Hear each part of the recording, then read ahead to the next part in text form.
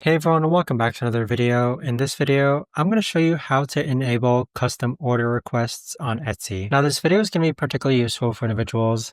Let's say that you're running an Etsy shop and you're willing to take on custom orders. How do you actually go ahead about doing so? Now, this video is going to be short, sweet, and simple, guys. There's not going to be a lot of steps involved. Now, in order to do this, what you're first going to do is log on to Etsy. Next, click on your profile icon on the upper right-hand corner. Then, click on Account Settings. Now, on this page here, on the left-hand side, click on Settings. Then, click on Options on the left-hand side. Now, over here, you're going to see Custom Order Requests section. Go ahead and click on Enable so that the Request Custom Order button will appear on your shop.